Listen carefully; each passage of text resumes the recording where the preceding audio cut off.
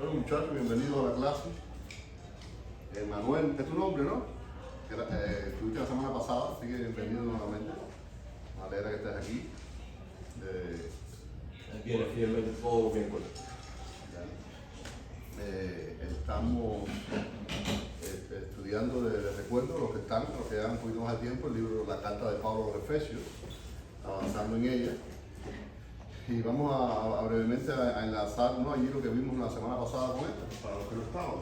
Después de los 3 primeros capítulos, donde Pablo habla, diríamos que la tónica es más doctrinal y da una serie de pautas, ¿no? De doctrina, de teología.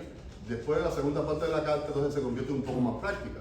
Y entonces va más al elemento práctico que al elemento de la vida diaria. Que es importante porque no podemos quedarnos solamente con la teología y la doctrina.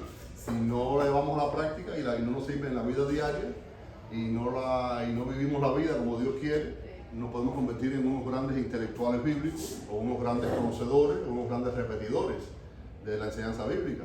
Pero el detalle, como diría un cómic famoso, el detalle está en vivirla y hacer entonces lo que Dios quiere. La idea que comienza a desarrollar Pablo a partir del 4, que es la que estamos estudiando ahora, comienza a hablar, esto es simple recuerdo, sí que esto es pasado, habla de la unidad. Vimos ya en su momento cómo unidad y uniformidad no es lo mismo. La uniformidad casi siempre se impone, como nosotros nos imponían en los países de corte del nuestro, nos vestíamos todos iguales en su momento y no había opción. Pero sin embargo, la unidad, muchachos, es una cosa que viene de adentro. Es una virtud espiritual que no la producimos nosotros, pero tenemos el deber de cuidarla y de sostenerla y luchar por ella. Dice ahí, cuando Pablo, en este capítulo 4, comienza a decir allí a la iglesia de Éfeso, y nos dice a nosotros hoy: vivan de una forma digna. Y hay cosas que deben adornar nuestra vida, que ya lo vimos, como por ejemplo la humildad, la amabilidad, la paciencia, la tolerancia y el amor. No son los únicos. Ya en este momento de la carta, inminentemente práctico, Pablo ahora va a comenzar a decir cómo debemos vivir esa vida entonces. En este tema de la unidad, para estar unidos, estas cosas hacen falta, muchachos. Y si lo ponemos al revés, cuando no somos humildes, cuando no somos amables, cuando no somos pacientes, cuando no somos tolerantes, cuando no vivimos en amor, la unidad se afecta y se resquebraja o se convierte en imposible o muy difícil de llevar. Y no solamente la unidad en cualquier idioma, la unidad en Cristo, la unidad en su pueblo, en su iglesia, en su cuerpo aquí, en un hogar, en un matrimonio, hasta en un centro de trabajo, donde diríamos que todos somos medianamente extraños, y si lo contamos muy frío, diríamos, bueno, yo voy al trabajo a trabajar y ya, que me paguen y más nada. Hay vínculos que se crean, hasta en el trabajo más frío. Usted no es un ente, no es un dron que aterriza, entrega el paquete y se va. Tiene que convivir 8 horas o 10 si hace overtime con la gente al lado suyo. Y hace falta, entre otras tantas cosas, esto que nos da Pablo. Dice ahí: esfuércense. Hay que poner esfuerzo en mantener la unidad. Dice ahí sobre qué se sustenta esta unidad entonces. ¿Cuál es el fundamento de la unidad, muchachos? Miren, un solo cuerpo, el Espíritu, el Señor que es uno solo, la fe que creemos, el bautismo que hemos recibido en el Espíritu todo, que tenemos un Dios y Padre que está en todos. Ese, miren, es el fundamento grande de la unidad. ¿Podemos por nosotros hacer la unidad? ¿Podemos lograr la unidad nosotros? No. Pero miren, con ese fundamento, miren, en una casa, en una construcción donde el fundamento falla o está débil, ¿qué es lo que le pasa? Eso no permanece y se derrumba. Y tarde o temprano está condenada al fracaso. ¿Por qué La Habana Vieja ha durado tanto? Y después de 60 y tantos años que no se ha cuidado nada, por la clase de construcción que tuvo en su momento. Y usted todavía ve los edificios ahí de 400 años, de 300, y usted dice, ¿cómo se mantienen? Por el fundamento que tenía, muchachos. Y dice también después Pablo desarrolla la idea que miren, en este tema de la unidad, entonces Dios reparte dones. No es la única lista la que da Pablo aquí en Efesios, nos dio una lista bien extensa en Corintios, nos habla también de algunos otros tipos de dones en Romanos, eso lo vimos también la semana pasada, pueden repasarlo si quieren. Y miren, les hice notar en su momento que nos ha repartido a todos dones. Los dones espirituales, jóvenes, no es lo mismo que una habilidad natural. Usted puede tener la habilidad natural de pintar, mecánico, electricista, hay quien que tiene habilidad para las cosas manuales, puede ser hasta hábil en la música, vaya por decir, que la gente siempre tiene una fijación con la música y los músicos, pero exactamente si eso que tenga la habilidad natural no quiere decir que sea un don espiritual. ¿Qué cosa es un don espiritual o para qué sirve un don espiritual? Que no son juguetes, que no son para exhibirlos. ¿Qué cosa es un don espiritual para ustedes? Un regalo, pero dado por Dios para servirlo a Él. Pero para servirlo, para edificar, sí, para hacer de bendición. Puedes tener quizás la habilidad natural más grande del mundo, pero no exactamente eso es un don espiritual, ni mucho menos. ¿Qué estás haciendo si le unes a esa habilidad que el Señor además te permite, te da? Y hay una cosa interesante, porque si dice la Biblia que nos ha repartido a todos dones, y muchas hay una concepción errónea a veces de que los dones son para tú, hermano. Y tú como pastor, me parece que te has enfrentado muchas veces a eso. Bueno, pero es que fulano tienes, hay quien tiene, yo no tengo. Y los dones no son para una elite en la iglesia. El Espíritu nos dice, bueno, en algunos escogidos. Dice que todos tenemos un don, pero ¿cómo descubrir entonces el don? ¿Cómo se descubre ese don? ¿Qué hacer para descubrirlo? Ahora estamos en tiempo donde el COVID, Emanuel, ¿qué pasa con el COVID ahora? Está a la orden del día. ¿Sí o no? Todo el mundo tiene COVID ahora. ¿Y qué es lo que pasa? ¿Cómo uno sabe que tiene COVID? Casi siempre tienen que recurrir a una prueba. Yo tuve 5 horas el 1 de enero en una cola, porque tenía que hacerle un test a él, porque era menor, no estaba vacunada y tenía que ir a un lugar donde tenía que presentar una prueba. Y el 1 de enero, el único lugar abierto en toda la ciudad era el Tropical Park.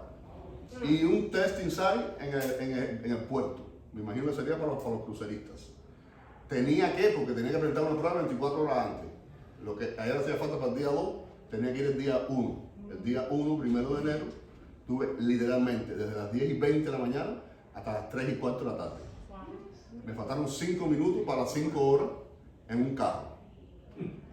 Entonces la única forma de saber que tenía COVID o no y que al lugar donde iba a presentar era un test. Entonces, ¿y cómo sabemos si tenemos el don espiritual o no?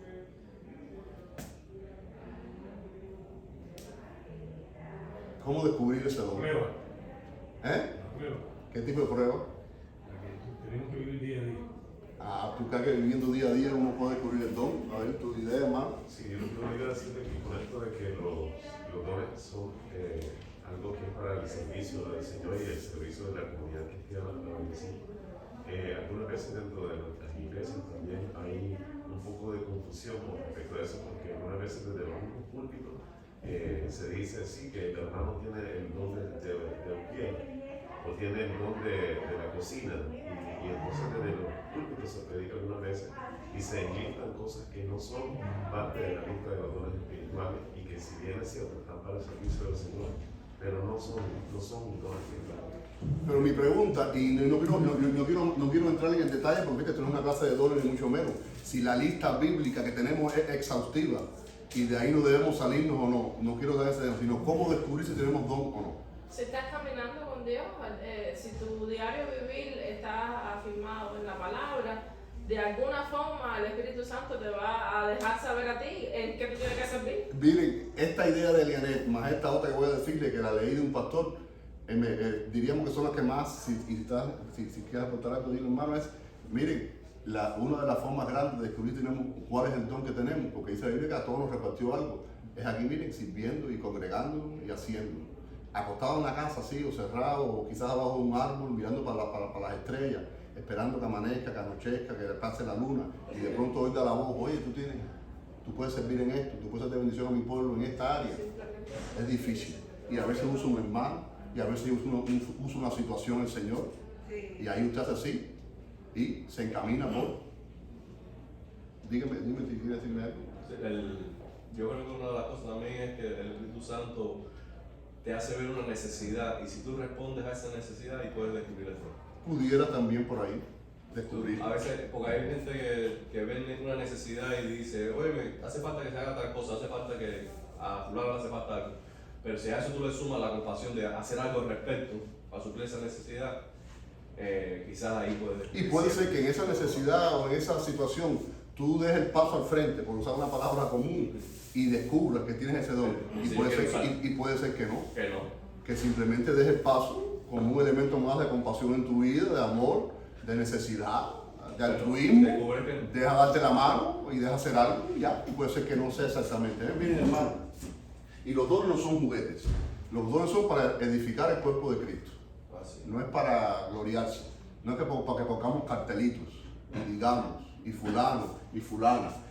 ¿De qué habla aquí? De esta pequeña lista, que no es la única, ni mucho menos, que da Pablo ahora. Por ejemplo, dice que a algunos los hizo apóstoles, ya vimos en su momento que eran los apóstoles. Dice que a otros los hizo profetas, a otros los hizo evangelistas, a otros los hizo pastores y maestros. Y todas esas cosas que ya diseccionamos en su momento, con la idea de que todo eso que sirve para el bien del cuerpo de Cristo. No era para que Felipe el evangelista, que lo tenemos ahí, miren qué cuadro más lindo, bautizando al etíope. No era para que Felipe después saliera con el cartel y diciendo, yo fui Dice esto, el que evangelicé al primer africano. El evangelio llegó a África por mí. No, porque dice la Biblia en Hechos que cómo llegó Felipe a ese camino por Oriente. El Espíritu. Porque el Espíritu lo llevó para allá. Felipe no sabía ni tenía idea que el funcionario de la reina de Etiopía estaba de regreso por ese camino. El Espíritu lo llevó y este hombre, con el don del evangelismo que tenía, de forma sencilla, le predicó el evangelio, lo bautizó y se abrió la puerta del evangelio para África. Jóvenes, el crecimiento en la unidad, y por aquí fue que nos quedamos, a fin de capacitar al pueblo de Dios. Y esto no es una cosa de pocos líderes, no es una, como les dije ahorita, una cosa de escogidos para la obra del servicio. Hay café ahí, muchachos.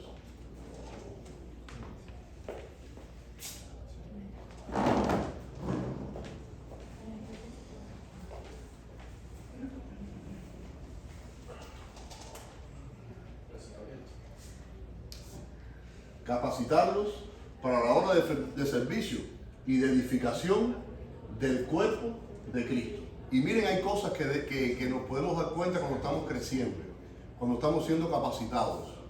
Miren, todos estos capítulos, hermanos, y toda esta carta de Efesios en general, y la que viene después de Filipenses, literalmente podríamos estar 6 meses estudiándola y diseccionando. No podemos porque entonces imagínense ustedes, en vez de 9 años nos falta 19 para terminar el proyecto este de la Biblia en 9 años. Y miren, hay cosas que nos podemos dar cuenta si de verdad estamos siendo edificados, si de verdad estamos creciendo. Miren una de ellas. Y llegaremos al momento entonces en que lleguemos a la unidad de la fe, y les he puesto ahí en más negrito, a una humanidad perfecta conforme a la plena estatura de Cristo. Cuando nos parezcamos más a Cristo, va a ser uno de los elementos que tenemos de que estamos creciendo y que estamos siendo bendecidos. Por lo general, cuando somos niños, ¿a quién se quieren parecer los niños casi siempre? A los padres. ¿Y por qué a los padres? Porque es el modelo que Porque es ese modelo que ven. Es la figura materna o paterna que en el momento bueno, que en el malo, el que le compra los juguetes, el que la papucha, no sé dónde salió la palabra esa la aprendí aquí de uno de nuestros hermanos aquí, no sé si en Centroamérica se usa, es el que está ahí la mano. Miren, inclusive hasta si sea feo o sea bonito el padre. Yo conocí una persona profesional en este país, y como tanta gente que después de adulta, por supuesto, ella contó la experiencia. Mi mamá, de esa gente, de esos niños que nacieron de padres ya un poquito mayores. Cuando era niño en la escuela, cuando otras niñitas tenían a madres jovencitas, y en Cuba es muy común parir joven, ese es otro detalle también. Sin embargo, ella era que en el aula tenía la madre, no una viejita, pero comparada con... Y dice que en su mente de niña, tú le das cierta pena el tener, ¿me entiendes? Esa madre un poquito mayor que las otras madres, cosa de niño al fin y al cabo, pero su modelo, la que ha ahorrado toda la vida, después decía, y por supuesto cuando creció se dio cuenta que esa edad más o menos no importaba, y esa apariencia de niño no importaba. Miren, jóvenes, nos parecemos a Cristo. Cuando caminamos, cuando estamos en nuestro centro de trabajo, de estudio, la gente ve en nosotros semejanza a Cristo. Miren, es importante porque a veces, qué triste, que un cristiano está por ahí en un centro de trabajo, de estudio, y si no lo dice así explícitamente, nadie sabe. Nadie por sus acciones infiere de que hay algo distinto en esa persona. Y al revés, qué bueno que cuando usted esté en un lugar sin tener ni siquiera que abrir su boca, hay un momento donde alguien le diga, ¿y qué te pasa a ti que eres extraño? ¿Qué extrañeza tienes? ¿Qué bicho te picó? ¿A qué tú perteneces? En Cuba nos decían, Rafaelito, en la Cuba nuestra, que el cristiano sí se desmarcaba enseguida de la multitud. Éramos tipos extraños y tipas extrañas. Y miren, jóvenes, nos parecemos a Cristo. Dice también que miren otra de las cosas que caracteriza cuando estamos creciendo, cuando estamos unidos en Cristo, la estabilidad. Dice, no seremos niños que zarandean las olas y que cualquier enseñanza que viene de la vida los lleva de un lado para aquí y para allá. No nos vamos detrás de cualquier novedad religiosa que aparezca, de la primera enseñanza, el primer maestro que venga por ahí nos diga algo en el oído, nos vamos detrás de él. Hay que estar, eso es un síntoma de que estamos creciendo, de que estamos firmes en la unidad que tenemos. Les he puesto ahí una foto de un hombre que está haciendo ¿qué cosa? Cruzando el Niágara. Cruzando el Niágara. Y no en bicicleta. No es en bicicleta como el dicho que anda por ahí. Este hombre, miren, en el 2012, es decir, que hace 9 años, miren lo que hizo. Se atrevió a atravesar la catarata del Niágara. ¿Quién ha estado aquí en Niágara Falls? ¿Nadie ha estado? Yo casi por el frente, pero no. Bueno, el que pueda hacer el viaje un día, eso haga lo que vale la pena. Tanto verla del lado americano, que tiene su cosa, pero sobre todo del lado canadiense, que es todavía más espectacular.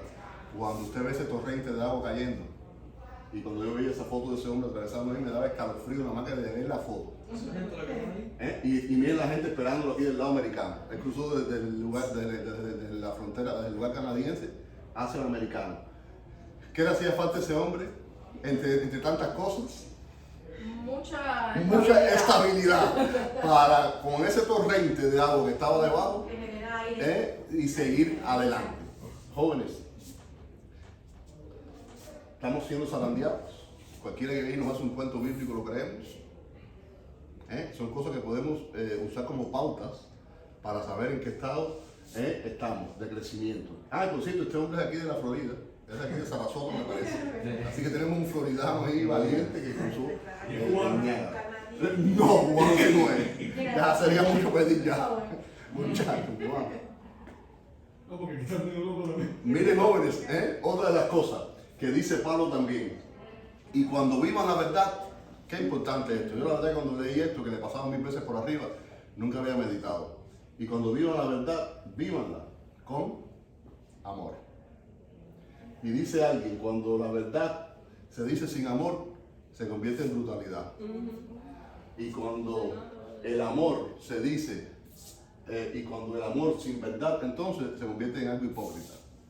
Jóvenes, tenemos la mejor verdad, que es la verdad bíblica. Tenemos el pensamiento de Dios y su voluntad en su palabra. Si cuando la compartimos no lo hacemos con amor, si nos convertimos en látigos, en látigos cristianos, en látigos bíblicos, si nos convertimos en gente que a veces cuando presentamos el Evangelio lo que hacemos es que asustamos, en vez de atraemos. No en balde, jóvenes, no en balde dice Pablo, vivan la verdad con amor hasta que puedan crecer.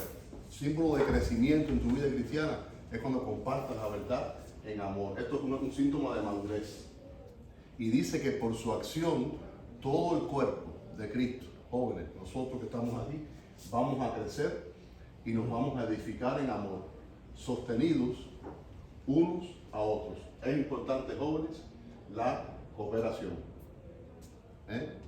No hay más importante que otro en las iglesias. A veces el hermano más insignificante nos da lecciones, el hermano más humilde, el que no abre su boca, el que no sabemos ni cómo habla. A veces con un simple gesto y a veces, muchas veces, hasta con acciones anónimas, dan lecciones a muchos que tienen mucha palabrería y quizás mucha visibilidad. Esas hormiguitas no paran de trabajar. Si hay un símbolo de la naturaleza y un ejemplo grande de cooperación, son las hormigas. Óigame. Y también las abejas. Vaya, sería otro también usar. Cooperan entre ellas. No hay una hormiguita que se vaya por aquí con la hoja y que se esconda y que meta la hojita debajo del árbol para que nadie se la coma. Cuando la hojita viene es para todo el mundo. Cuando las abejitas, miren que esas abejas protegen a la abeja reina. Miren que buscan la mejor florecita. Cuando la encuentran, esas abejas exploradoras que van delante, le avisan a todas. Esa abejita no es la golosa que se queda con la mejor flor para ella y manda a las otras para allá, para las flores que no tienen miel. El objetivo es que todo el panal se alimente.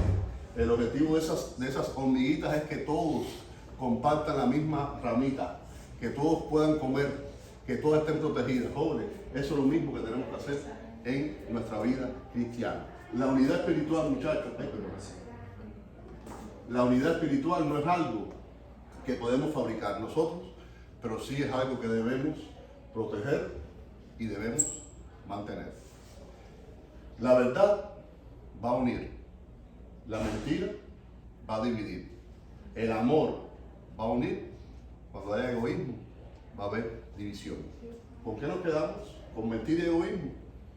No, nos quedamos con verdad y con amor, para lograr unión, fíjense, se repite allí, une y une. ¿Cómo sigue Pablo? Dice ahora, fíjense que les amonesta ahora. Ahora hay una advertencia. Y dice esta advertencia. Estamos leyendo Efesios 4, 17. Les digo esto y después dice, y les insisto. Cuando uno insiste en algo es porque es importante. Hay personas insistentes en la vida. Hay personas que también rayan en una actitud molesta, porque insisten, y a veces hay personas que tristemente insisten hasta en cosas que no tienen importancia. Y son esa gente que después que tienen al lado tienen medio loco, porque imagínense ustedes, en lo mínimo. Pero miren, esto que dice Pablo no es mínimo, ni es no importante. Miren lo que le dice Pablo ahora, muchachos. Les digo esto y les insisto en el Señor, no vivan más. Y los que leen la Reina Valera, que es la tradicional para muchos, dice, no vivan más en la vanidad de su mente, como los paganos. La vanidad de la mente. Pero miren qué interesante la internacional que es la que usamos aquí. No vivan más con pensamientos frívolos. ¿A qué estamos dedicando los jóvenes? Nuestro tiempo y nuestra mente, ¿en qué se desarrolla?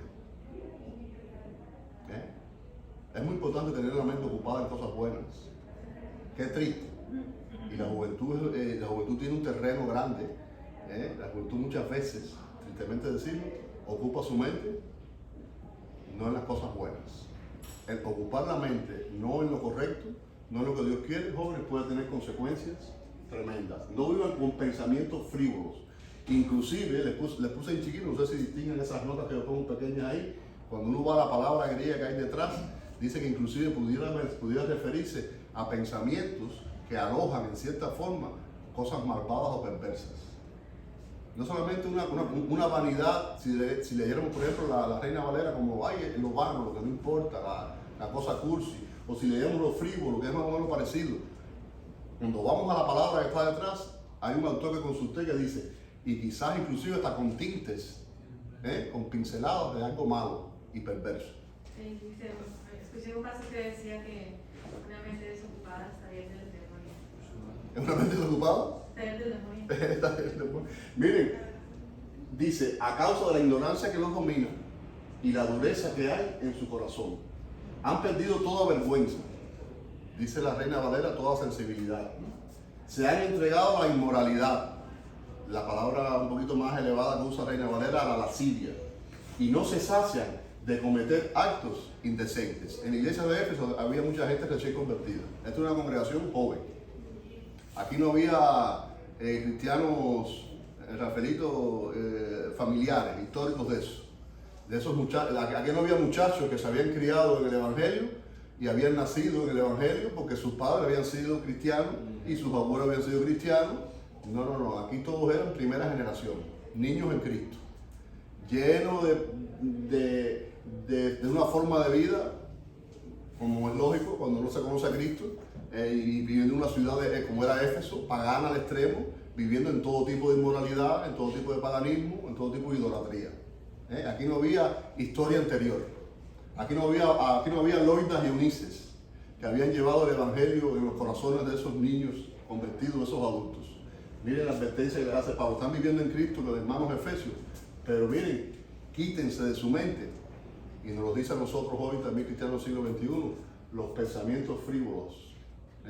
Ocupen su mente en las cosas buenas.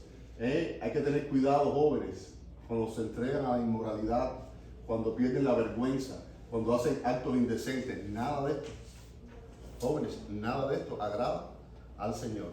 Y miren como dice Pablo después, esto no fue lo que ustedes, la enseñanza que ustedes recibieron. Esta no es la enseñanza que ustedes recibieron de Cristo. Dice, con respecto a la vida que antes llevaban, se les enseñó que debían quitarse el ropaje de la vieja naturaleza, y qué símbolo más hermoso, que cuando estamos en Cristo, hay un texto que dice que cuando estamos en Cristo somos ¿qué cosa? Nuevas criaturas. Lo viejo ha pasado. Miren jóvenes, ahora él usa el símbolo de un ropaje. Te quitas la ropa vieja y te pones la ropa nueva. Hay renovación en tu mente y te pones el ropaje de la nueva naturaleza. Les puse por ahí una frase de arriba, a ver si recuerdan el evento. Quítenle las vendas y dejen que se vaya. Juan 11. ¿Qué pasó en Juan 11? Resurrección de Lázaro. Lázaro. Esa fue la palabra de Jesucristo. Cuando estaba allí frente a la tumba de Lázaro, 4 días muerto, le dijo, quítenle las vendas y dejen que se vaya. Jóvenes, tenemos que quitarnos las vendas. En el nombre del Señor hay que dejar la ropa vieja. Y tenemos que revestirnos de la nueva, tenemos que revestirnos de Jesucristo. No vivamos más con vendas.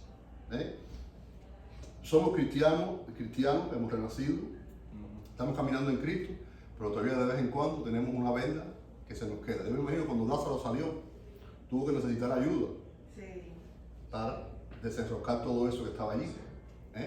Y me imagino que los que lo ayudaron allí fueron bien cuidadosos y le quitaron todo. No, temblando imagino, y nadie se atrevía a acercarse. No, eso habría que haber estado en ese evento sí personal. Pero lo que lo quiero llevar es que me imagino que le hayan quitado todo. A veces, nosotros caminamos por ahí y todavía tenemos un vendaje por ahí que está colgando.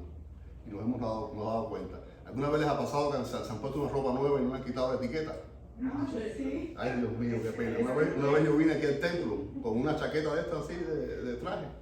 Y no sé si ustedes han fijado, hombre, que la chaqueta hasta cuando vienen nuevas vienen cositas aquí. Yo vine sin quitarle el tic, eso, lo apuraba de salir. Y decía, ay, pues esta chaqueta me queda un poquito apretadita, así que no se me hace la colita esta cuando me siento en el piano, que normalmente uno siente cierta... Y cuando voy al baño digo, sí, claro, había salido como sin cortarse el alita ese. Jóvenes, todavía a veces andamos con la etiqueta del viejo hombre, caminando por ahí. Vistámonos, quítate el ropaje de la vieja naturaleza, quítate las vendas, quítate los deseos del viejo hombre, las ideas que controlaban antes tu vida, y caminemos, jóvenes, la nueva vida en Cristo. Vamos a ver un poquito más. Por lo tanto, dejando la mentira, hay cosas que tenemos que dejar. Hable cada uno a su prójimo con la verdad. ¿Controla nuestra vida la verdad? ¿O nos dejamos a veces permear por este mundo donde se sostienen qué cosas?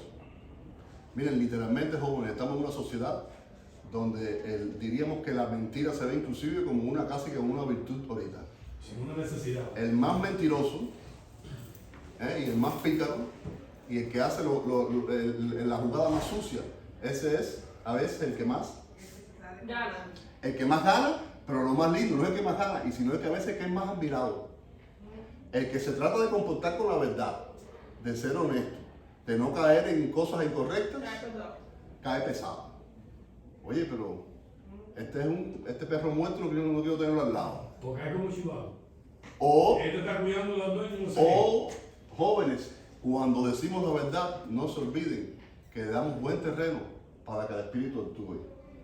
Cuando vivimos bajo mentira, el terreno se lo estamos preparando para que el padre de la mentira sea el que trabaje. Miren, les he puesto ahí 2 eventos ahí abajo. A ver si recuerdan el suceso. Por favor, di que eres mi hermana, para que gracias a ti me vaya bien y me dejen con vida. Óigame, la estatura de Abraham, y sin embargo, en un momento de su vida, se dejó controlar por la mentira. Y en Egipto, dijo, mira, a Sara, su mujer que era bella, di mejor que eres hermana mía, porque si se enteran que eres esposo.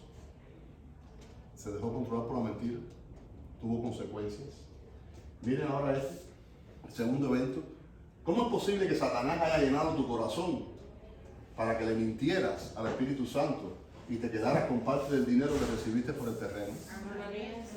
Y en el principio de la iglesia, de forma voluntaria, trayendo lo que vendían a los pies de... Eso no era una obligación, no había una lista para ver las propiedades que tenías y quién la vendía y quién no la vendía. Y sin embargo, Ananías y Zafira allí. Y fíjense la expresión que usa el escritor de Hechos, el evangelista Lucas. ¿Cómo es posible que Satanás haya llenado tu corazón para que mientas? Jóvenes, tenemos que quitar de nuestra vida la mentira. Tenemos que poner en nuestra vida la verdad. Dice, si se enojan, no pequen. Hay ira, hay enojo santo, como ese que hizo Jesucristo allí, cuando tomó el látigo. Airado, pero no pecado. Como tomó el látigo allí en el templo y volcó la mesa de los que estaban traficando en el templo. ¿Qué creen de la ira santa y del enojo santo, hermano pastor? ¿Es bueno? Hay que ser un sencillo, como lo está diciendo, sí. Como lo decimos así en una clase. Miren, hermanito, vamos a estar claros que ninguno de nosotros es Jesucristo. Así que conforme a veces esa concepción que tenemos de mentiras blancas y mentiras no blancas, hermanos, la ira siempre es ira. Jesucristo exhibió ira santa, Jesucristo, el Hijo de Dios. No querramos nosotros exhibir ira santa por las cosas, porque miren, si dice, si la ira no se apaga por el perdón amoroso, lo que va a generar va a ser un fuego y una destrucción tremenda. Dice Santiago que la ira del hombre no obra la justicia de Dios. Y dice Mateo 18, cuando un hermano peque contra ti, no le des rienda a la ira, a la venganza, sino mira, habla con él, solito, hazle ver su falta, porque si te hace caso, has ganado a tu hermano. No que le has ganado, sino que lo has ganado él. Es que lo has ganado, sí, no es que te vencí, sino que mira, está de mi lado. Y cuando está de mi lado, jóvenes, miren, está del lado de Cristo. Amén. Aquí no es que yo gané, que mis palabras fueron las buenas, si mi actitud, si es bajar mi cabeza, si es correr la milla, si es poner la otra cara, la otra parte de mi cara, resulta en bendición de que gana Jesucristo. Amén. Es glorificado Jesucristo en mi acción, no yo. Le dice al pueblo, a los efesios, dejen la mentira, si se enojan no pequen, el que robaba no robe más y trabaje ahora honradamente. Óyeme, qué hermoso que cuando trabajamos honradamente y tenemos, no solamente para guardar, sino que dice que también debemos compartir con los necesitados. No hay cosa más grande en la vida que cuando usted es bendecido por el Señor económicamente, que usted abra sus manos, porque abrió su corazón primero, por supuesto, y bendice a un hermano necesitado. Es una de las grandes bendiciones que uno tiene en la vida. Sí.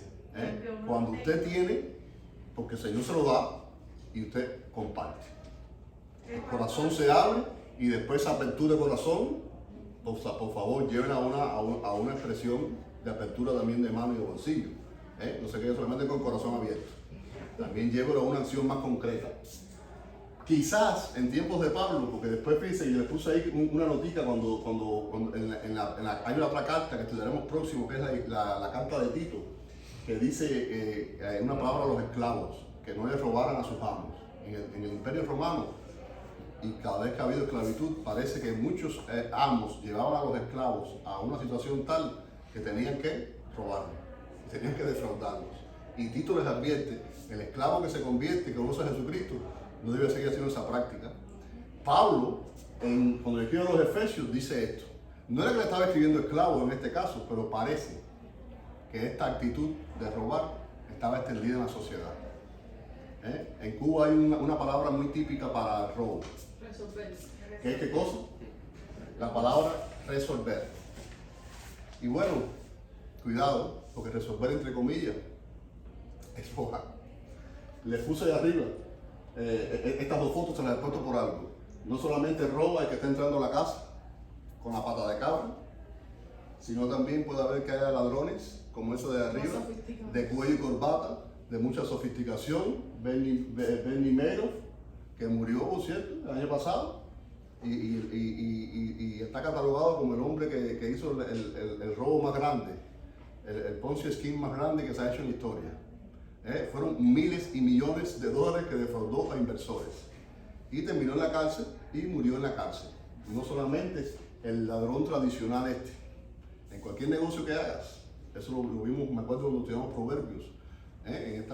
No sé si hay empresarios aquí, si tienen ahí hermanos con negocios particulares en esta clase. Tenemos que ser hermanos honestos en lo que hacemos. No podemos robar. Como en los tiempos bíblicos que falseaban la medida. Eso a Dios no le agrada. Eviten las conversaciones obscenas.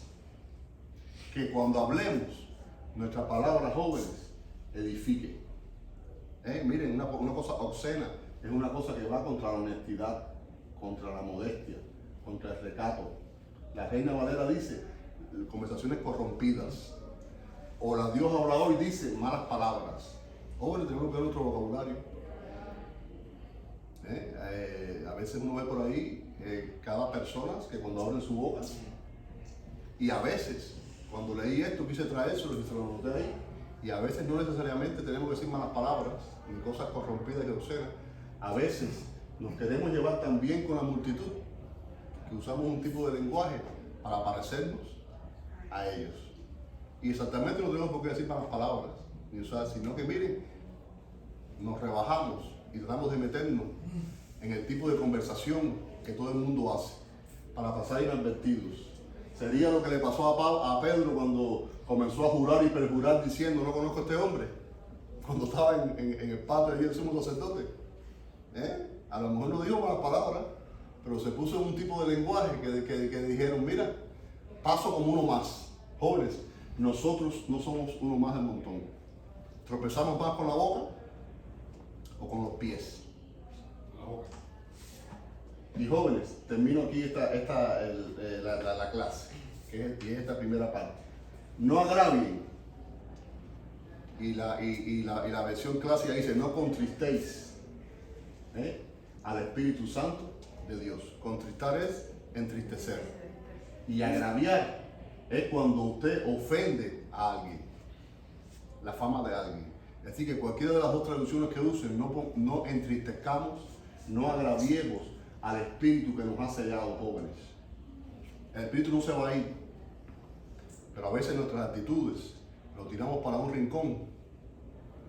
Óyeme. Y entonces lo que aflora en nuestra vida, lo que controla nuestra vida, veremos más adelante. Veremos más adelante qué cosa es ser llenos del Espíritu Santo. ¿Será que nos hace falta una medida de Espíritu Santo en la vida? ¿Será que si nos ponen un termómetro o un sensor nos dice, oye, está con 90, está con 60, vamos a ver qué significa la semana que viene eso de ser llenos? Quiten de su vida la amargura, la ira, el enojo, los gritos, las calumnias, y sin embargo, después entonces lo que debemos incorporar, sean bondadosos, sean compasivos y perdónense mutuamente.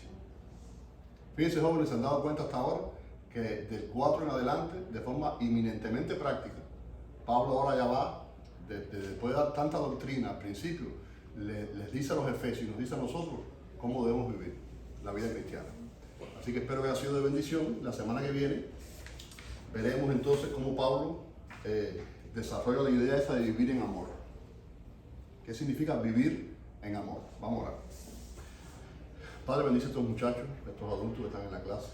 Que tu gracia, que la bendición del Espíritu Santo sea la que gobierne sus vidas ahora. Que los lleves, Padre, con claridad a entender lo que hemos explicado esta mañana. Que a todos, Padre, nos permitas vivir la vida cristiana de la forma que tú has modelado en tu palabra. Quita de nuestra vida las interpretaciones propias, Padre, las ideas a veces preconcebidas, o quizás las cosas que hemos heredado, pero que no son exactamente bíblicas. Que estos muchachos puedan, Señor, beber, puedan buscar, Señor, en tu palabra, que por medio del Espíritu Santo sean abiertos sus ojos, sean abiertos sus oídos espirituales, su entendimiento, que sea derribada toda barrera, toda fortaleza, toda muralla, Señor, en su mente, en su corazón, y que Jesucristo reine, Señor, con poder en sus vidas. Bendice los que no están, bendice los que aplazan, Señor, el venir a tu casa, el reunirse, el consultar tu palabra para otro momento. Que ese momento llegue para su vida, que sean el propósito, Señor, de conocerte más, de crecer. Y también ten misericordia de los que están apartados, de los que están rebeldes, que también para ellos el Evangelio, Señor, toque su vida. Amén. Y también la luz del camino de Damasco los derribe, Padre, de los caballos en que están. Por medio de Jesucristo te lo pido, y que perdone nuestras faltas y nuestros pecados. Amén. Amén.